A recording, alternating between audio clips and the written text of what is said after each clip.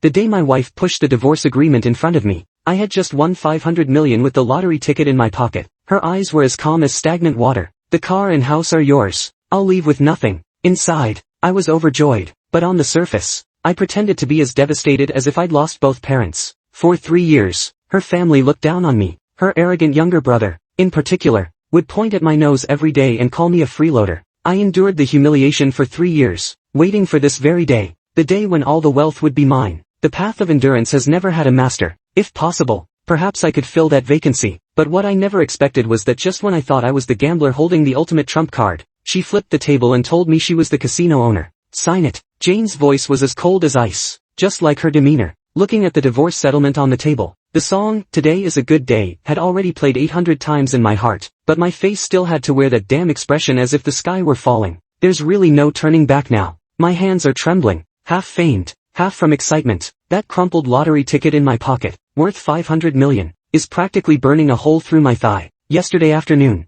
I passed by the lottery booth and randomly picked 5 sets of numbers. Who would have thought that by evening, the jackpot numbers would match my second set exactly? I stayed up half the night counting the zeros, and at dawn, I went to claim the prize. After taxes, 400 million landed right in my savings account. Now I'm a billionaire, and my wife Jane, this woman who's been married to me for years, sleeping in separate rooms for 3, yet still treats me with indifference, wants a divorce. She doesn't know I've won the lottery. She knows nothing. All she knows is that I'm still that loser earning 8,000 a month, driving her second-hand Polo, living in the shabby apartment she bought before marriage, looked down upon by her entire family. Leo, stop the act. It's pointless. Jane picked up her coffee, took a sip without even lifting her eyelids. You know our situation better than I do. Of course I remember clearly. 3 years ago, she and I were university classmates. Back then, she wasn't as cold as she is now. I pursued her relentlessly until she agreed to be with me, and we got married right after graduation. I thought it was the beginning of a happy life, but instead,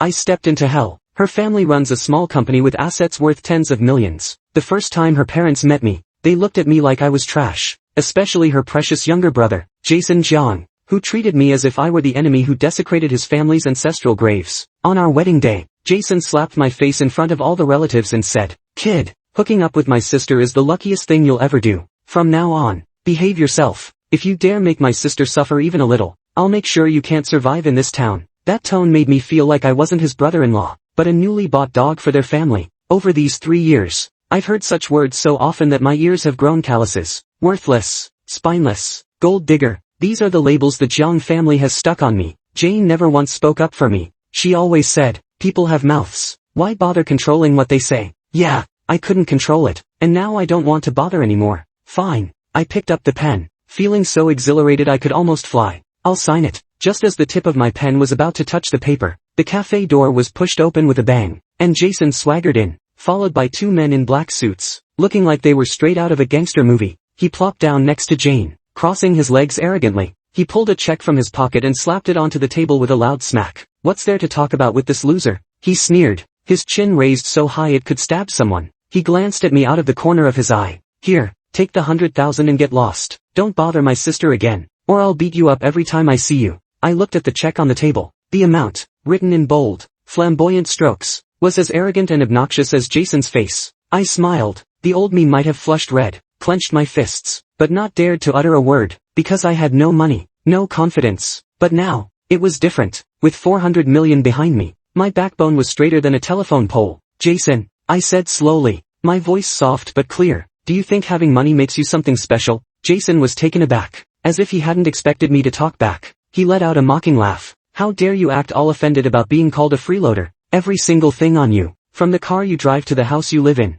even this ratty t-shirt you're wearing right now, it was all bought by my sister. What gives you the right to challenge me?" Everything he said was true. A surge of anger flared up inside me in an instant. 3 years of pent-up grievances, resentment, and rage seemed to find a release valve, ready to explode at any moment. But I held back. Getting worked up over this idiot wasn't worth it. If he barks at me, should I bark back? I picked up that check and, right in front of him, slowly and deliberately tore it in half. Rip. The sound was crisp and sharp. Jason's eyes widened instantly. "Are you fucking insane?" Ignoring him, I tore the 2 halves into 4, then 8. Finally, it became a pile of shredded paper scraps, which I casually scattered across the table. "Keep this money for your own medication," I said to him, word by word. "If your brain's not working right, you need to get it treated." "Fuck you." Jason sprang to his feet and threw a punch straight at my face. I didn't dodge, because I knew someone would stop him. Sure enough, a pale hand grabbed Jason's wrist. It was Jane, her expression still blank, her voice cool. Jason, stop. This loser. I said stop. Jane's tone sharpened, her eyes sweeping over Jason. This is between him and me. Jason's face twisted with displeasure, but he reluctantly withdrew his hand, glaring at me viciously. Leo, you just wait, you bastard. I ignored him completely, picked up the pen again, and signed my name at the end of the divorce agreement. Leo. The two characters were written with an unprecedented sense of ease. After signing, I pushed the agreement toward Jane. Done. I stood up, straightened my collar, feeling like a prisoner who had just shaken off his shackles. I hope you find someone more suitable in the future. Goodbye. Without looking back, I walked toward the door. Jane's voice drifted faintly from behind. Leo. I paused but didn't turn around. That lottery ticket was bought by you. My heart skipped a beat. How could she know? I spun around abruptly, staring fixedly at Jane. Her expression remained unchanged, but there seemed to be something in her eyes I couldn't quite decipher. What lottery? I don't know what you're talking about. My heart was racing wildly, yet I forced a calm facade. 400 million. That was no small sum. If she found out, under the rules of marital joint property, she'd be entitled to half. There was no way I'd let such a prize slip through my fingers. Jane looked at me without speaking, simply retrieving a small slip of paper from her Chanel bag. A lottery draw announcement for a sports lottery. It was from last night's draw.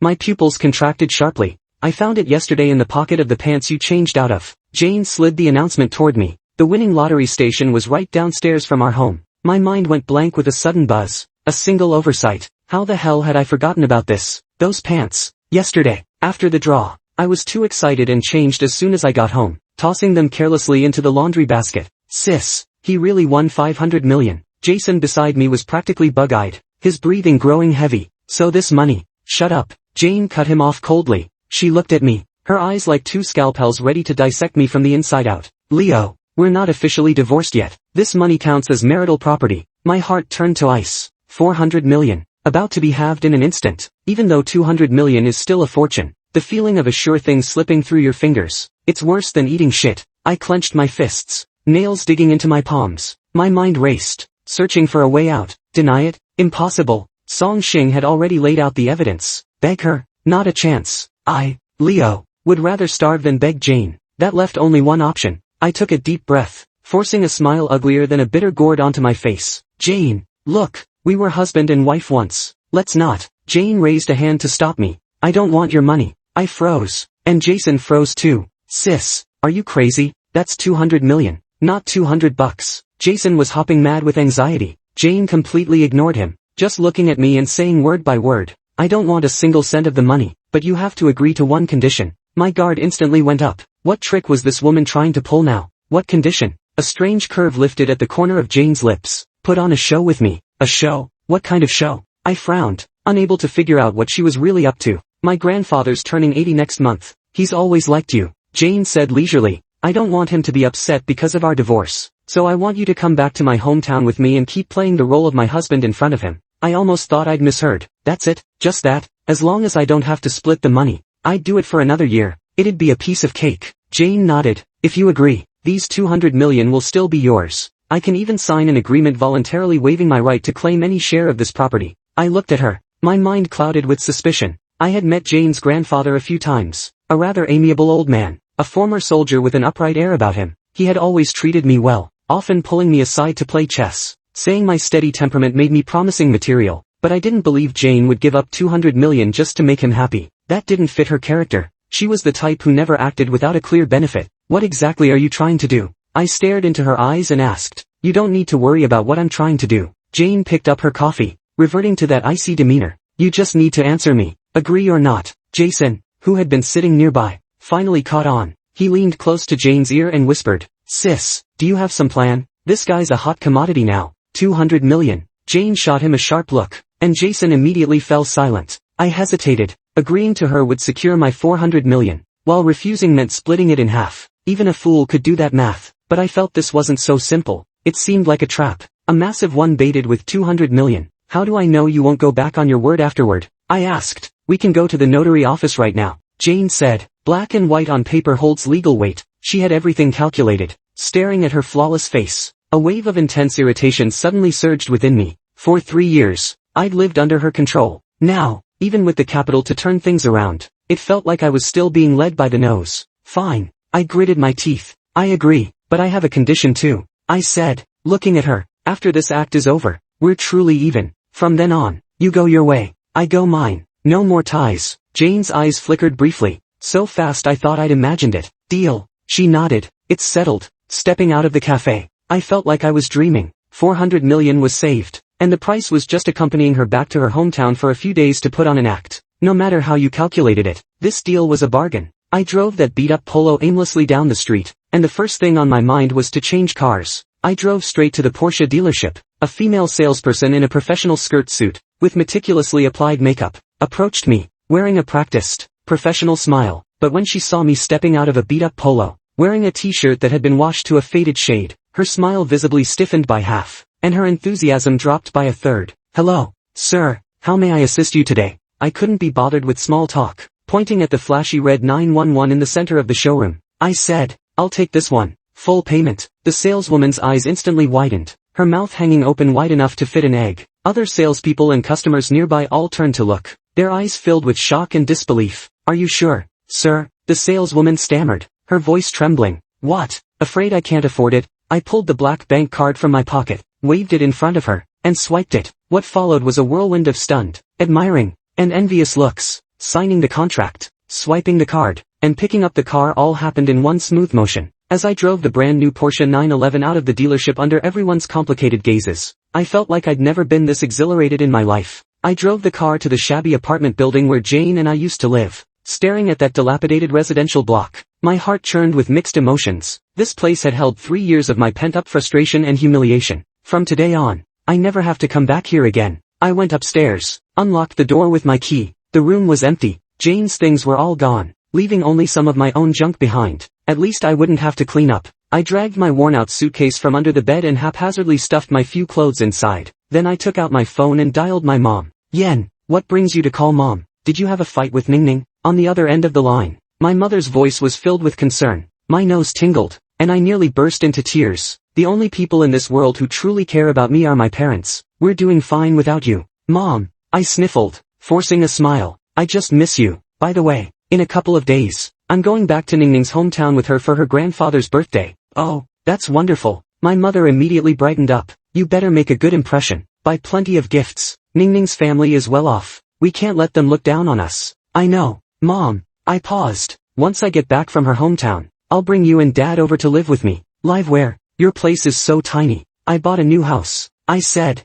A big villa with a yard. The other end of the line fell silent. Son, are you running a fever? My mother's voice was full of uncertainty. I could picture her expression, shocked and suspicious. Mom, I'm not lying. I chuckled. I made a fortune. What fortune? Don't you dare do anything illegal. Her tone instantly turned tense. Don't worry, it's legitimate money. I casually mentioned winning the lottery to her. Of course, only saying I matched 7 numbers for 10 million. Afraid that telling her more would scare the old lady, even with just 10 million. My mom gasped in surprise on the phone for quite a while. She repeatedly urged me not to go astray and not to forget my roots. I agreed to each point, feeling warm inside. After hanging up, I picked up my suitcase, took one last look at the home I'd lived in for 3 years, then turned and left without a trace of nostalgia. Driving my flashy red Porsche, I headed straight for the city's most upscale development, Cloud Summit Estate. The villas here start at a minimum of 10 million. I went ahead and paid in full for the best positioned crown jewel of the property, 500 million. Oh no, it's 400 million now. After signing the contract and getting the keys, it was already evening. Standing before the massive floor-to-ceiling window on the villa's second floor, overlooking half the city's nightscape, I felt as if I were standing atop the world. This feeling was fucking intoxicating. I took out my phone, wanting to show off on social media, but when I opened WeChat, I saw a message from Jane. Meet me at the county clerk's office entrance at 9 tomorrow morning. Bring your household register and ID card. I froze for a moment, then remembered we had agreed to sign that asset waiver agreement. Got it. I replied with just 2 words and put my phone down. For some reason, the excitement I had felt earlier inexplicably faded quite a bit. The next day, I made a point of getting up early, put on my newly bought Armani suit, strapped on that $3 million Patek Philippe watch, drove my Porsche and showed up right on time at the county clerk's office entrance. I thought I'd see Jane's shocked expression, but there was none. She still had that calm, indifferent look, just glanced at my flashy red sports car and said flatly, "It suits you." I couldn't tell if she was complimenting me or mocking me. The process went smoothly. Under the notary's witness, Jane signed that agreement, voluntarily giving up any rights to my 500 million prize money. Holding that notarized document, the last stone in my heart finally settled. After leaving the county clerk's office, Jane told me we'd set off the day after tomorrow, and she'd pick me up at 7 in the morning. I jingled the Porsche key in my hand and said, "I have my own car." Jane glanced at me, said nothing more, then turned and walked toward the roadside. A black Bentley Mulsanne glided silently to a stop before her. A driver in a suit and white gloves stepped out and respectfully opened the car door for her. I stood frozen in place, watching the luxury car worth nearly 10 million drive off into the distance. For the first time, I began to doubt Jane's background. Wasn't her family just running a small company? Since when did they have a driver with a Bentley? This suspicion lingered in my mind for 2 days, until the morning we set off for Jane's hometown. Driving my eye followed the address she had given me to a place I had never been before. It was an estate. Yes, an estate. An ornate wrought iron gate, high walls, a tree-lined driveway stretching as far as the eye could see, and 2 security guards at the entrance who looked like agents straight out of a movie. I parked my car at the gate, hardly believing my eyes. I called Jane and asked, "Is the address you gave me correct?" "It's correct. Come on in." The massive gates slowly swung open. I drove my car through the estate for a full 5 minutes before catching sight of a villa as grand as a castle. Parked at its entrance was a lineup of luxury vehicles, Rolls-Royces, Bentleys, Maybachs. My Porsche 911 looked like a tiny toy among them. Jane stood waiting by the door, wearing a white dress today with her long hair cascading over her shoulders. She didn't resemble that icy businesswoman at all, more like a princess straight out of a fairy tale. As I parked the car, I felt my legs trembling slightly. "This is your home, Jane. My grandfather prefers peace and quiet, so he lives a bit out of the way," she said casually. I swallowed hard. A bit out of the way? This place was practically a tourist attraction. It dawned on me then. I had never truly understood my wife. Well, ex-wife now. For 3 years, she had lived with me in that shabby apartment, driven that second-hand Polo, and given me 10,000 yuan a month for living expenses, just like any ordinary working-class person. I always thought her family was just some nouveau riche with a bit of money, but now I realize I was completely wrong. Why am I so shocked? Jane looked at me, a faint, almost imperceptible smile playing at the corner of her lips. "So what?" I said defiantly, sticking my neck out. "It's just a slightly bigger house. Nothing special." But inside, I was screaming. Slightly bigger? The Forbidden City isn't much larger than this. Let's go in. Grandpa is waiting for you. Jane didn't say anything more, turning and walking toward the villa. I followed behind her, feeling like Granny Lou entering the Grandview garden. The interior decoration of the villa was so luxurious it dazzled my eyes. An elderly butler in a tailcoat, with graying hair, bowed respectfully to Jane. "Miss, you're back. The old master is waiting for you in the study." "Understood, Alfred." I followed Jane through a long corridor until we reached a heavy mahogany door. Jane knocked on the door. "Grandpa, I've brought Leo to see you. Come in quickly," came a hoarse yet powerful voice from inside. The door opened, revealing an elderly man in traditional Chinese attire, sitting alertly in an armchair in the study. Seeing me, his face immediately lit up with a kind smile. "Lily, you're here. Come, let Grandpa take a look at you." "Grandpa," I forced myself forward, squeezing out a smile. "Old Mr. Harold Jiang took my hand, looking me up and down before nodding with satisfaction. Not bad. You look sturdier than last time. How's work going?" "It's going well," I replied, my conscience uneasy. "I've already quit. With 400 million. Who'd bother with that lousy job?" "That's good." The old man patted my hand. "Young people shouldn't be afraid of hardship. Ning, that child has been spoiled by us since she was little. Her temper isn't great. Please bear with her." "Oh, Ning's fine," I said with a forced laugh, feeling my back drenched in sweat. After chatting with the old man for a bit, a middle-aged man walked in. He was around 50, with a square face that commanded authority even without anger. Seeing me, his brow furrowed almost imperceptibly. "Dad, it's about time. The guests have arrived." "Good." The old man nodded, then said to me, "Lily, come with me. I'll introduce you to the family relatives." I was pulled along by the old man and walked into the banquet hall. The entire banquet hall was dazzlingly splendid, like a palace, filled with people dressed in fine clothes and exuding an air of elegance. I felt like a country chicken that had wandered into a flock of swans. "Let me introduce everyone." The old man held on to me, his voice booming. "This is my grandson-in-law, Leo." In an instant, all eyes were fixed on me, some curious, some scrutinizing, some disdainful, and some faintly amused. I saw Jane's parents standing in the crowd, their expressions awkward. I also spotted Jason holding a glass of red wine, standing with a few young men who looked like rich heirs. When he saw me, the corner of his mouth curled into a mocking sneer as he pointed me out to those around him. I didn't need to hear to know he wasn't saying anything good about me. "So this is Harold Jiang's grandson-in-law. I heard he's just an ordinary office worker. More than that, I heard he's an orphan. His family is dirt poor." I really don't know what Jane sees in him. Is it his laundry skills or his cooking? Ha ha ha. Maybe she's into his performance in bed. The surrounding whispers were just loud enough to reach my ears. I clenched my fists, my face burning with humiliation. Just then, a mocking voice rang out. Well, if it isn't Leo. What? Found out my sister's family has money and came crawling back like a leech. It was Jason, holding a wine glass. He staggered over with a look of utter contempt. The entire banquet hall fell silent instantly, everyone watching us with keen interest, ready for a show, staring at Jason's punchable face. The anger inside me could no longer be contained. Before, I had no money so I endured. Now that I have money, why the hell should I endure? Jason, I said coldly, staring him down, keep your filthy mouth shut. Jason burst into exaggerated laughter as if he'd heard the world's funniest joke. Leo, who the hell are you calling a dog? You're just a useless freeloader. How dare you talk to me like that? He suddenly flung the red wine in his hand toward my face. I dodged sideways, but a few drops still splattered onto my $1 million suit. Are you fucking insane? I snapped. Yeah, I'm insane. Jason smashed his wine glass violently onto the floor with a sharp crack. Today, I'm going to teach this trash what it means to know your place. The rich kids behind him joined in jeering. Brother Tao, why waste words on this garbage? Just call security and throw him out. Yeah, looking at him dirties our eyes. Harold Zhang's face darkened. Jason, stop this right now. Jane's father also scolded. You disgrace. Apologize to your brother-in-law. Jason laughed even more wildly. Dad, why don't you ask my sister? Does she even admit it? They're getting divorced. Those words exploded like a bomb in the banquet hall, leaving everyone with shocked expressions. Old Mr.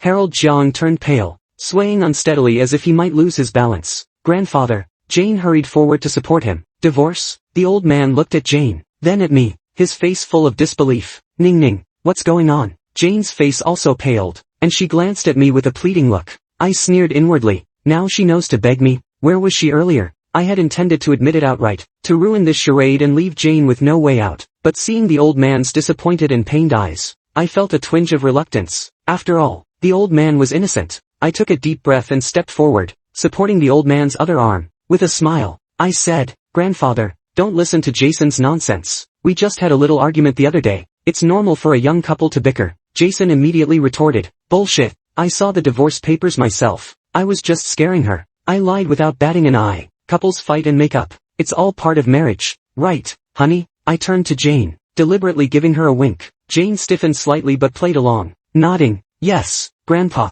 Leo is right. We were just fooling around. The old man's expression softened a bit. Nonsense. He glared at us. Marriage is no joking matter. Don't ever do this again. Yes, we'll listen to you. I bowed and scraped, acting like the perfect obedient grandson. Jason stood by, his face turning green with rage, but with the old man having spoken, he didn't dare say another word. Just like that, I forcibly quelled the storm. But the grudge between Jason and me was now firmly set in stone. The birthday banquet officially began. With glasses clinking and toasts flowing freely, I was seated at the main table, right beside old Master Harold Jiang, basking in the admiring and envious gazes of the crowd. It all felt somewhat surreal. Jason sat across from me, glaring at me with a look that could kill. I ignored him and focused on the food. Rich people's banquets really did taste better. After several rounds of drinks and dishes, it was time for the gift-giving ceremony. The relatives presented gifts, either priceless calligraphy and paintings or rare antiques, each more extravagant than the last. Jason stood up, beaming with pride as he produced an ornate brocade box.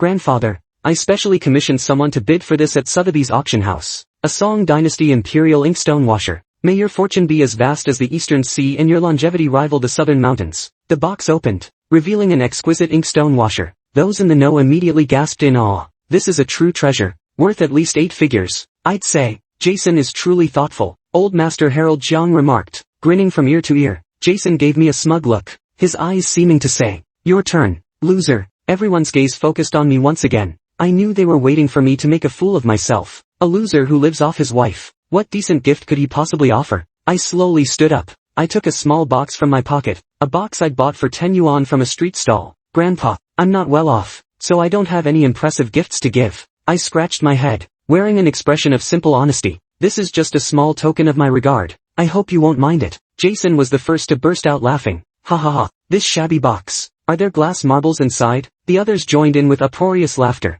while Jane's parents were so embarrassed they wished they could vanish into the floor. Only Jane looked at me, a flicker of complexity in her eyes. Ignoring everyone's mockery, I opened the box. Inside lay 3 plain, black pills. At this, old Master Harold looked somewhat puzzled. This is a health tonic pill I made myself, using some inexpensive herbs. It's good for the body. The laughter grew even louder. Damn, he really is a charlatan, giving 3 mud balls. How did he even come up with that? Jason laughed until tears streamed down his face. Leo, you motherfucker, are you here to crack jokes? My grandfather has tasted every delicacy under the sun. Why would he care about your 3 lousy pills? I didn't say anything, just looked at old Master Harold and said sincerely, Grandpa, although these pills aren't worth much, they can help with your insomnia and old cold legs. If you trust me, give them a try. Old Master Harold's insomnia and old cold legs were chronic issues. He'd seen countless renowned doctors with little effect. Gazing into my clear eyes, he hesitated for a moment, then nodded. All right, Grandpa trusts you. He picked up one of the pills and, under the stunned gazes of everyone, directly placed it in his mouth. Everyone held their breath, watching old Master Harold. Jason anxiously cried out, Grandpa,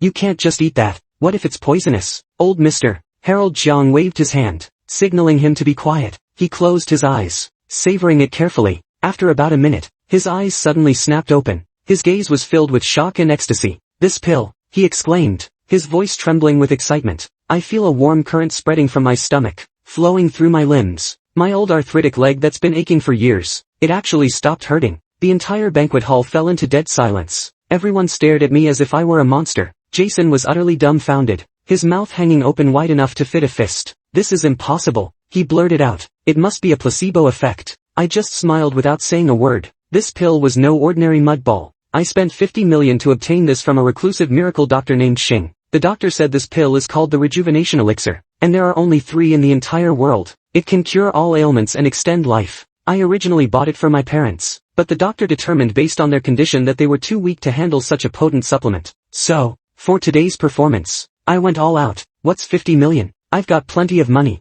Old Master Harold Jiang excitedly grasped my hand. Good child, your gift is more precious than any mountain of gold or silver. With his words, the looks from the surrounding relatives immediately changed, from disdain to reverence. Could someone who casually produces such a miraculous medicine be an ordinary person? Jason Jiang's face flushed red then pale, as if he'd opened a dye shop. The antique brush washer he spent nearly 100 million to auction off was completely overshadowed by my 3 worthless pills. The slap to his face was resounding. Jane Jiang's parents also sized me up with a completely new perspective. Their eyes filled with scrutiny. Only Jane kept her head down, lost in thought. After the birthday banquet, old Master Harold insisted on playing chess with me. Lily, be honest with Grandpa. Where did you get those pills? I met a master by chance, I said vaguely. The old man nodded and didn't ask further, looking at me with admiration in his eyes. I've always said you're no ordinary person. It's Jane's good fortune to marry you. I thought bitterly. Grandpa, your granddaughter doesn't see it that way. She's already dumped me. By the time we finished playing chess, it was already late at night. I was arranged to stay in a guest room at the estate. Just after I finished showering,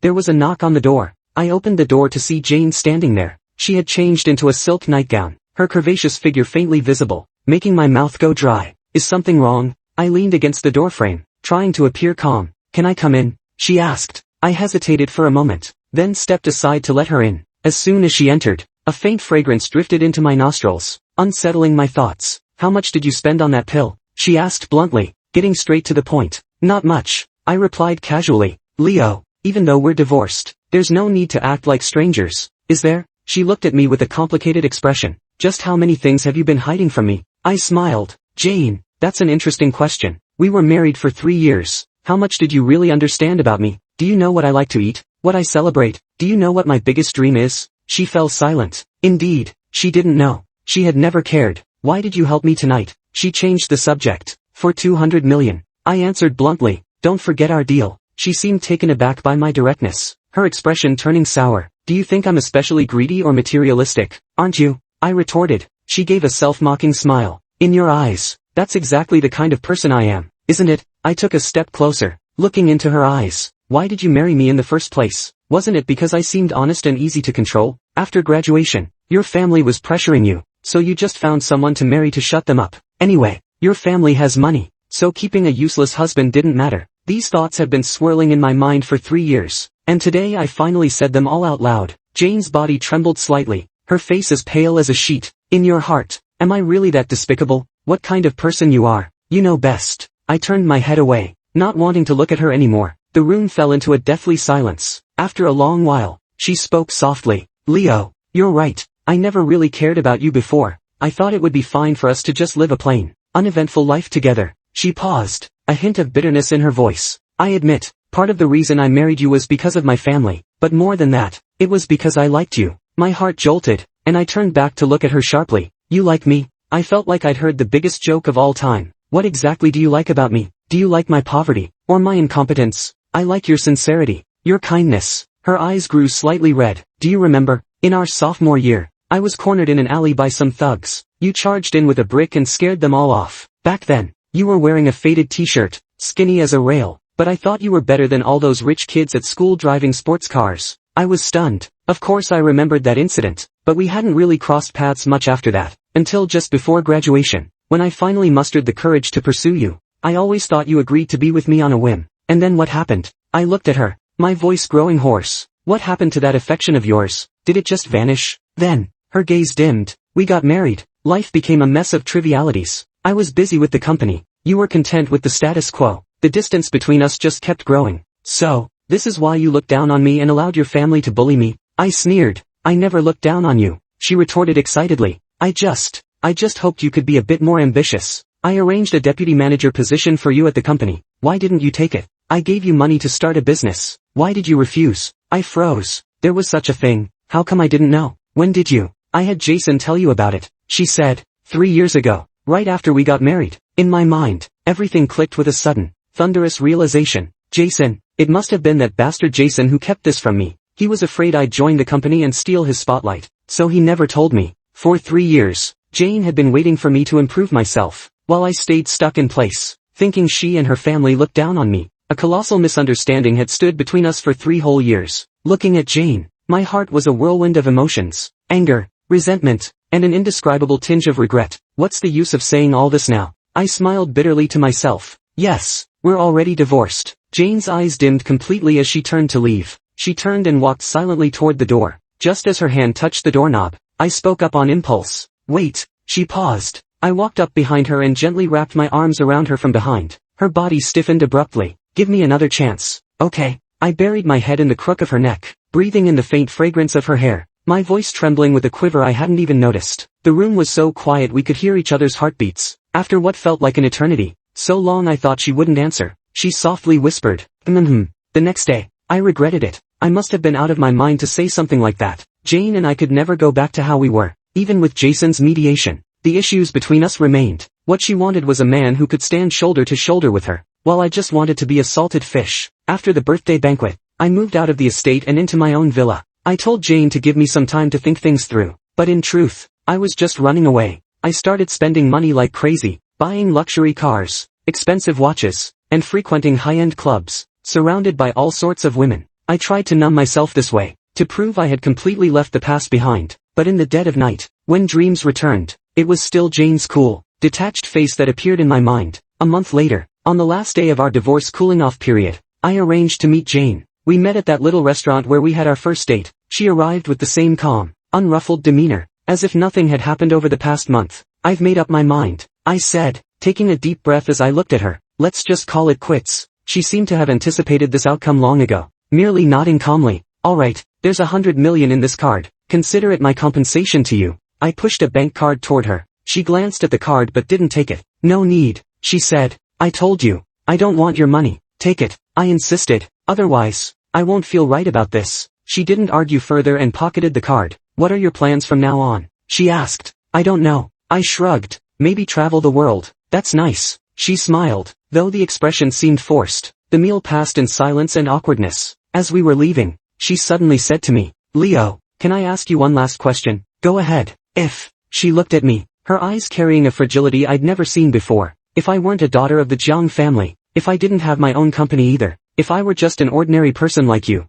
would you still have liked me? I froze. I couldn't answer that question. Seeing the hopeful look in her eyes, I ultimately shook my head. My gesture swift and cruel, the light in her eyes instantly died out. I understood. She turned and left with finality. Watching her receding figure, I felt as if something was clogging my heart, an unbearable ache. I knew it then. This time, we were truly over. The divorce proceedings went smoothly. The moment I held the divorce certificate, I felt hollow inside. I thought I'd be happy, but I wasn't. I drove my Ferrari aimlessly through the streets. My phone rang. It was my good buddy Zhao Lei. Come out for a drink, he said, to celebrate your return to singlehood. I went. At the bar, I downed one glass after another. Zhao Lei sighed as he looked at me. Stop pretending. Man, I know you're hurting inside. Hurting? Who's hurting? I roared, my eyes red. I'm fucking thrilled. I'm free. I've got money now. Any woman I want. Why the hell would I be upset over one Jane? Zhao Lei didn't say anything, just patted my shoulder. The next day, I woke up with a terrible hangover, my head splitting with pain. There was an unread text on my phone from Jane.